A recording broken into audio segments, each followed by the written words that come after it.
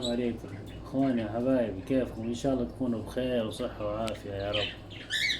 والله هذا الفيديو ابغى اسويه بناء على طلب واحد من المتابعين، الله يحفظه.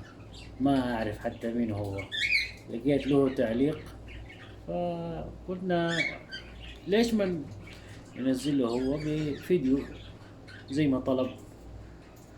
واللي هو طلبني ايش الاكل اللي يعني التغذية، يعني بالعربي كده ايش التغذية اللي تقدمها للطيور حقتك.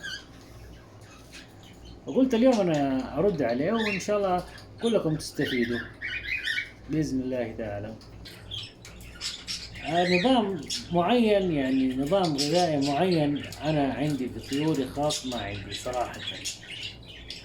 بس انا اعرف انه هذا الاسبوع ايش حطيت وايش ما حطيت للطيور. مثلا عندكم الورقيات، عندي الطيور ما شاء الله تبارك الرحمن، اللهم صل على محمد، تموت على شيء اسمه كزبرة. عرفتوا؟ الكزبرة دي احطها في الاسبوع احيانا مرتين، احيانا 3 مرات. اشتري حزمة كزبرة بس يا واد، حزمة كزبرة بريال واوزعها على كل الاقفاص. عرفت؟ هذا واحد. وثاني شيء عندك البطاطس. البطاطس طبعا اكثر شيء مع الطبيخ، يعني اكون طابخ طبيخ ازود فيه بطاطس، الله يسلمكم، اعمل حساب طيوري فيها. معليش ازعجون الطيور، بس ان شاء الله يكون الصوت واضح. كنا بنتكلم عن البطاطس يا اخوان. بس يا واد بس، واللي هو بس اقول لك، اللهم صل على محمد. يا اخي كل ما يسمعوني اتكلم يحسبوني خاطبهم. البطاطس اذا طبخت ادام ازود البطاطس فيها، اعمل حساب الطيور. عرفت يا اخوان؟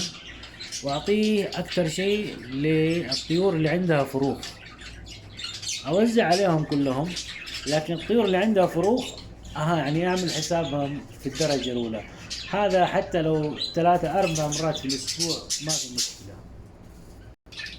وثالث شيء اللهم صل على محمد، عندكم المكسرات، اللوز، الفستق، الكاجو والحاجات دي اللي نعرفها مفيدة لجسم الإنسان، مفيدة للطيور برضو. عرفت يا اخوان؟ هذه انا ارسلها مع اخوي الصغير، يروح يطحن نص كيلو تقريبا، احطه في الشهر مرة لكل الطيور، في الشهر مرة. عفوا لا، مو في شهر مرة، استغفر الله، يعني كل اسبوعين مرة. نعم كل اسبوعين مرة. طبعا الحبوب موجودة بشكل دائم، يعني الحبوب ما اقطعها، طبعا اجيب لهم الحبوب المشكلة حق الباجي، طبعا فيها اشياء مشكلة بجبرين واشياء تانية، ما اعرف حبات شعير ولا ايش فيها كمان تاني جوا. طبعا كثير من الاخوان المربين هيقولوا حطينا الاشياء دي والطيور حقنا ما بتاكل. اخويا والله انا ما ادري ايش اقول لك، بس انا الطيور اللي عندي 90% كلها على يدي بإنتاجي وعلى يدي لله الحمد. عرفتوا كيف يا اخوان؟ 90% كلها من إنتاجي، يعني تربية يدي كلها ولله الحمد. ويعني من هم صغار أنا بقدم لهم الأشياء دي. وفي طريقة تانية ودائما أنا أستخدمها، اللي هي عندي شيء جاي باكله، أجي هنا وسط الأقفاص هنا وأقعد آكل، مثلا خيارة، جزرة، خس، جرجير، هنا أجيب الصحن وأحطه.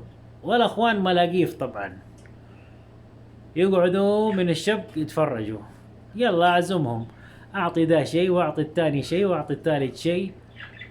فعلى الطريقة دي ما شاء الله تبارك الله، من أول مرة، اللهم صل على محمد، من أول مرة خلاص يعني يدمنوا على الشيء.